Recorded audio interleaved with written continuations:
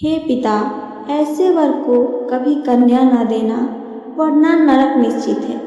कन्यादान को महादान क्यों कहा जाता है, आइए जानते हैं। एक ब्राह्मण ने कहा, भगवान, यदि आपका मुझ पर अनुग्रह है तो अब कन्यादान के फल का वर्णन कीजिए, साथ ही उसकी यथार्थ विधि भी बतलाइए। मैंने सुना है कि जिसके यहाँ पुत्री का जन्म हो जाता है उस पिता के लिए स्वर्ग के द्वार सहज ही खुल जाते हैं। हे प्रभु, एक सन्यासी तपस्या व त्याग से जो फल प्राप्त करता है उसका आधा तो मात्र 2 प्रकार की संस्कारिक और सुशील कन्याओं का कन्यादान करने पर प्राप्त हो जाता है।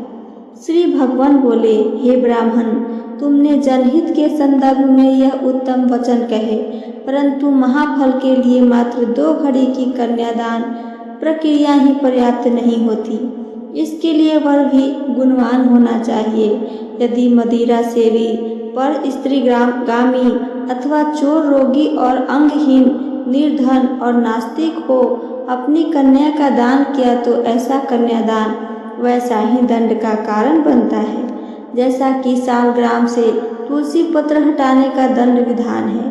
हे ब्राह्मण, रूपवान, गुणवान, कुलीन, तरुण, समृद्धिशाली, सात्विक और धन धान्य से संपन्न वर को कन्यादान करने का जो फल होता है उसी फल को सम्यक फल माना जाता है, अतः उसे ही श्रवण करो। जो मनुष्य अपने सामर्थ्य के अनुसार आभूषणों से युक्त कन्या का दान वर को करता है उसके द्वारा पर्वत, वन और काननों सहित संपूर्ण पृथ्वी का दान हो जाता है। ऐसे पिता को अन्य दान महादान की आवश्यकता नहीं होती। वह अपनी संपत्ति का अंश कन्या को व वर को दान करने से ही सभी प्रकार के भय से मुक्त होकर सभी प्रकार के दानों व यज्ञ, तीर्थ आदि के महान फलों का अधिकारी हो जाता है। इसमें संशय नहीं करना चाहिए। गृहस्थ जीवन में कन्या की प्राप्ति नवनिधि की प्राप्ति के समान ही फलदायक होती है, अतः उस निधि की सुरक्षा करना ही पिता, माता, पितामह, अग्रज आदि का कर्तव्य है। परंतु कुछ लोभी पिता कन्या का विक्रय भी करते हैं। यह घोर पाप है। जो पिता कन्या का शुल्क लेकर कन्यादान करके उस धन को खाता है वह नरक में पड़ता है। जो मूर्ख अपनी पुत्री को बेच देता है अथवा कन्या को धन का साधन बनाकर उसके देह से धनार्जन करता है अथवा कन्या को माध्यम बनाकर कन्या के वर पक्ष में अशांति, विद्रोह, फूटन, लड़ाई झगड़े उत्पन्न करता है, उस पिता का अथवा उस कन्या की माता का कभी नरक से उद्धार नहीं होता है। जो पापी पिता धन के लोभ से अयोग्य पुरुष को, वृद्धा अथवा रोगी पुरुष को अपनी कन्या का कन्यादान कर देता है वह रौरव नरक में पड़कर अंत में चांडाल होता है। इसी से विद्वान पुरुष दामाद से शुल्क लेने का कभी विचार भी मन में नहीं लाते। वह कन्या का स्वामी आजीवन उस कन्या की रक्षा करता है। इस भाव से स्वयं ही वह स्वेच्छापूर्वक धन धान्य देना चाहिए, पर लोभी वर को कन्या देने का विचार त्याग देना चाहिए। अपनी ओर से पिता द्वारा उस वर को जो कुछ दिया जाता है वह सब मनवादी तिथियों की भांति अक्षय हो जाता है। पृथ्वी, गौ, सोना, धन धान्य और वस्त्र आदि जो कुछ भी वर यानी दामाद को दहेज के रूप में दिया जाता है सब अच्छे फल का देने वाला होता है।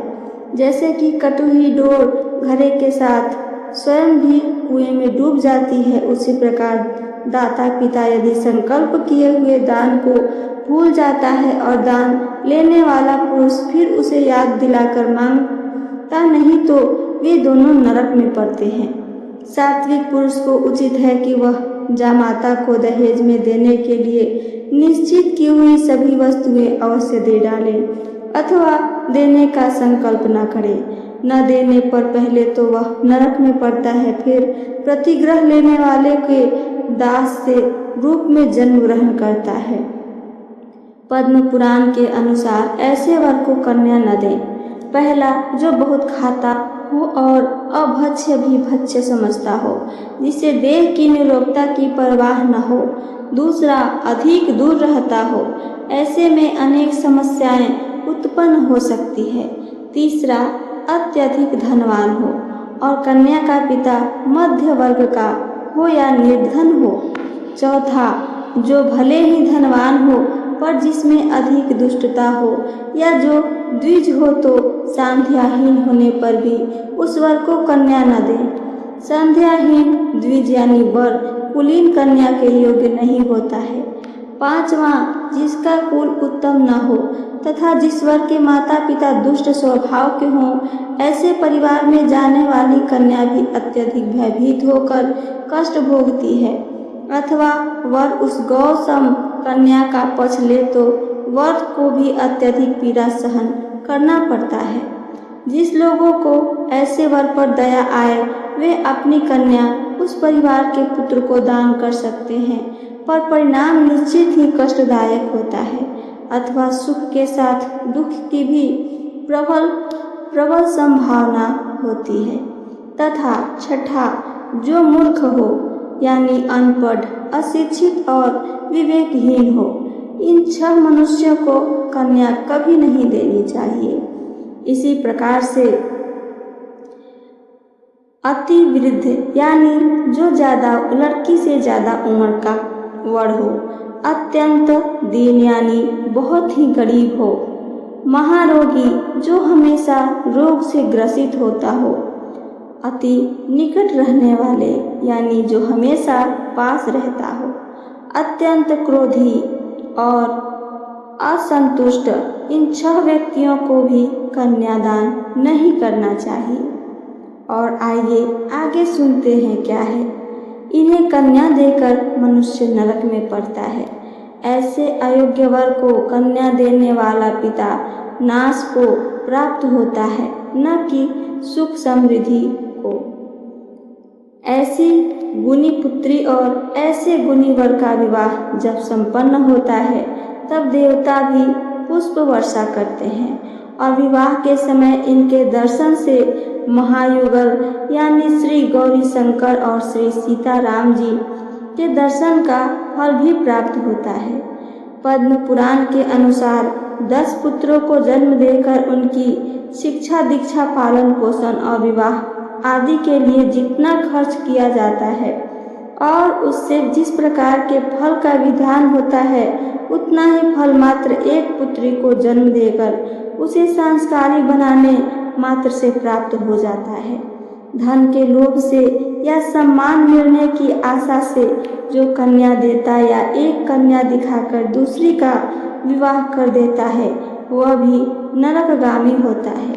हे ब्राह्मण, जो इस परम उत्तम पुण्य में उपाख्यान का श्रवण करता है, उनके भी जन्म जन्म के पाप नष्ट हो जाते हैं। तथा जिसके प्रारब्ध में कन्या न हो, वह किसी दरिद्र पुरुष की सुशील पुत्री का कन्यादान कराकर भी संपूर्ण फल प्राप्त कर लेता है तथा वह पुरुष इस फल से भी 100 गुना अधिक फल प्राप्त कर लेता है। जो अपनी स्वयं की कन्याओं के विवाह के बाद एक अन्य दरिद्र पुरुष की गुणवती कन्या का दान यानी कृपणता छोड़कर प्रसन्न मन से करता है, वो महादानी हो जाता है। ये सब का नोट आइए सुने। जिस पिता की कन्या विवाह से पूर्व पर पुरुषगामी हो चुकी हो, ऐसी कन्यादान का कोई भी फल नहीं होता, क्योंकि वह बालिका कन्या की संज्ञा से रहित हो चुकी होती है। जो युवती का कन्या विवाह से पूर्व किसी पुरुष से गमन करती है, वह पिता भी नरक का मुख अवश्य देखता है, और जिसकी कन्या पतिव्रता हो, वह पिता वैकुंठ का अधिकार भी पा लेता है। कन्यादान से समस्त दानों का फल तो सुलभ हो ही गया, अब दीर्घ काल तक परम धाम भी प्राप्त कर लेता है। सदा के लिए वैकुंठ के लिए तो साधक चतुर्दश्य संपन्न होना ही अनिवार्य है। संस्कारी पुत्री व भक्त पुत्र को जन्म देने की विधि ही ऋतुकाल विधि कहलाती है। अतः ऋतुकाल नियम के अनुसार ही आदर्श कन्या को जन्म देना चाहिए। इस विधि से उत्पन्न करके परम धाम को प्राप्त करना चाहिए, अन्यथा नैष्ठिक ब्रह्मचर्य ही उत्तम है। तो ये थी मेरी आज की जानकारी। मेरी जानकारी आप सबको पसंद आई हो तो चैनल को सब्सक्राइब करके वीडियो को लाइक करना ना भूलें। साथ साथ अपना एक प्यारा सा कमेंट करके हमें ज़रूर बताइए। सुनने के लिए धन्यवाद दोस्तों। जय श्री कृष्णा। राधे राधे।